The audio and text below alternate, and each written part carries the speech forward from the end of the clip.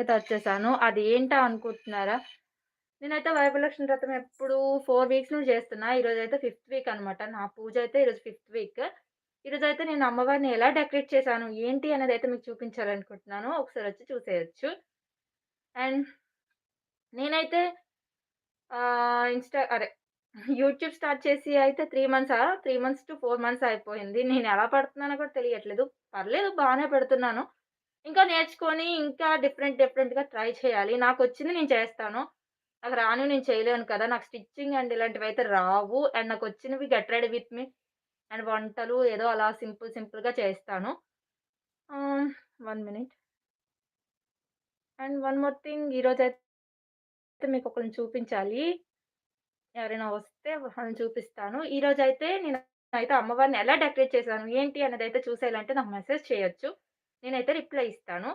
And one more thing ఈరోజైతే నేను వైభవలక్ష్మి వ్రతం చేస్తున్నాను. అండ్ ఫిఫ్త్ వీక్ అనమాట. ఈ వ్రతం చేయడం వల్ల చాలా బెనిఫిట్స్ అయితే ఉన్నాయి. మనం కోరుకున్న కోరికలైతే అమ్మవారు తీరుస్తారండి. ఆ! ఇంకా నా లైఫ్‌లోకైతే అమ్మవారు ఎలా వచ్చారనేదైతే మీకు చెప్తున్నాను. నాకైతే పెళ్ళైన తర్వాత నాకు పూజలు, వ్రతాలు ఏం తెలీదు. ఎందుకంటే నాకు ఇంటర్‌లోనే పెళ్లయిపోయింది. సో దట్ నాకైతే పూజలు, వ్రతాలు తెలీదు. నాకు పెళ్ళైన తర్వాత నేనైతే ఒక బ్రాహ్మిన్స్ ఇంట్లో అయితే ఉన్నాను. సో, వాళ్ళ ఇంట్లో ఉండడం వల్ల నాకు లలిత సహస్రనామం చదవడం గాని ఇలాంటివైతే వచ్చాయి. అలాగే పూజలు కూడా మెల్లగా అయితే నేను చేస్తూ వచ్చాను. అప్పుడు నా జీవితంలోకైతే అమ్మవారు ఎలా వచ్చారంటే ఒకళ్ళు చెప్పారనమాట. లలిత సహస్రనామం చదవడం వల్ల చాలా అంటే చాలా మంచిది అని. సో, చూద్దాము మనం కూడా ట్రై చేద్దామనయితే నేను చదివాను. నాకు అమ్మవారు అప్పటి నుండి పరిచయమయింది. నా లైఫ్‌లోకైతే అమ్మవారు అప్పుడే వచ్చారు. అయితే నెక్స్ట్ టైమ్ నాకు అబార్షన్ అయిందనమాట. ఫస్ట్ అబార్షన్ అయిన తర్వాత సెకండ్ అబార్షన్ అయ్యే ముందనుకుంటా కలలో అయితే అమ్మవారు చెప్పారు. "నీకు ఈ బేబీ దక్కదు. నీకు మళ్ళీ బేబీ ఇస్తాను గానీ ఇప్పుడు దక్కదమ్మా" అని చెప్పింది. అది కూడా అమ్మవారు ఎలా వచ్చారంటే, ఒక ముసలావిడ రూపంలో అయితే వచ్చారు. నాకు చాలా నమ్మకం అప్పటి నుండి అమ్మవారిని నేనైతే నమ్ముతున్నాను. మీరు కూడా అమ్మవారిని నమ్మొచ్చు. అది మీ ఇష్టమండి. ఎవ్వరైనా సరే అమ్మని నమ్మండి.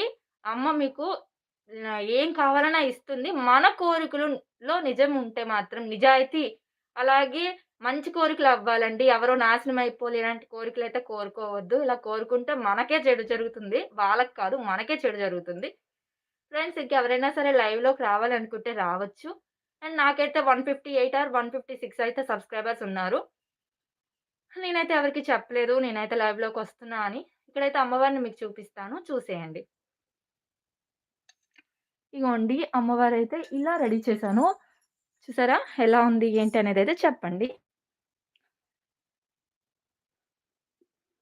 ఎంత క్యూట్‌గా ఉంది గదా! అమ్మ. చూసారా? ఎవరైనా అమ్మని ఏమని కోరుకోండి. మనస్ఫూర్తిగా మీ కోరికలన్నీ తీరాలి అనైతే అనుకుంటున్నా.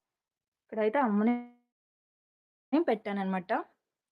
చూసారా? ఎంత బావుందో గ్రీన్ శారీలో అయితే అమ్మ కళకళలాడేస్తుందనమాట. బంగారు తల్లి ఎంత బుజ్జిగా ఉందో కదా! క్యూట్‌గా. ఆ! మీరెవరేదైనా అడగాలంటే మెసేజ్ చేయొచ్చు. నేనైతే రిప్లై ఇస్తాను. ఇక్కడ చూడండి అమ్మని క్లియర్‌గా ఎలా ఉంది ఏంటి అనేదైతే చెప్పండి.